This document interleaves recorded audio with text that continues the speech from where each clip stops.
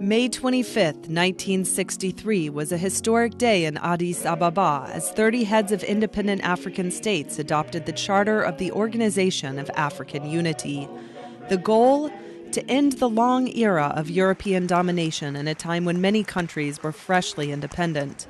The idea was to unify the continent both politically and economically. Among the founders of the organization was Haile Selassie I, the Ethiopian emperor, host of the first summit of the OAU, played a major role in bringing together different Pan-Africanists. Kwame Nkrumah, president of Ghana, and his Ghanaian counterpart Ahmed Sékou Touré and the Moroccan king Mohammed V were supporters of federalism. Across from them were the Ivorian, Congolese, and Gabonese leaders advocating a more gradual approach based on economic integration.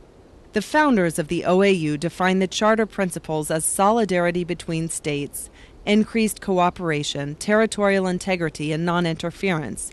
Since its inception, the OAU has been able to galvanize the African voice around the liberation of the continent. Yet cumbersome bureaucracy and rivalry between heads of state challenge the group's efficiency. The organization has not lived up to its ambitions, and this can be seen in its failure to solve crises across the continent. To give new impetus to African unity, member states may decide to gradually replace the OAU by the AU. The concept is backed by new iconic figures, Nigerian President Obasanjo and South African's Mbeki, whose country joined the Pan-African body in 1994. The main architect of the project was Libyan leader Muammar Gaddafi, a staunch defender of the concept of the United States of Africa. The creation of the AU was launched at a conference in Sirte, hometown of the former Guide, in 1999. In July 2000, some 27 heads of state of 33 participants approved the Constitutive Act of the AU in Lomé. The main objective was the implementation of the new Partnership for Africa's Development, adopted at the Lusaka Summit in 2001.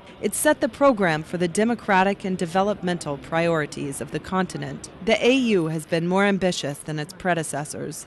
The Commission's new executive body, the African Court of Human and People's Rights, or the Council for Peace and Security, is inspired by the European model. However, political integration has not reached the desired goal.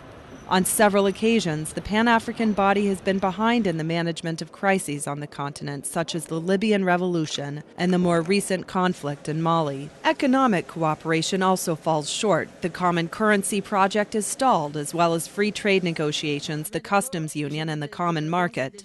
To celebrate its 50th anniversary, the AU has chosen the theme Pan-Africanism and the African Renaissance. They're hoping to renew the impetus for the unification of the continent. 5 decades after the creation of the OAU, the issues haven't changed much. At the opening of the ceremonies, the president of the commission denounced colonialism across the continent.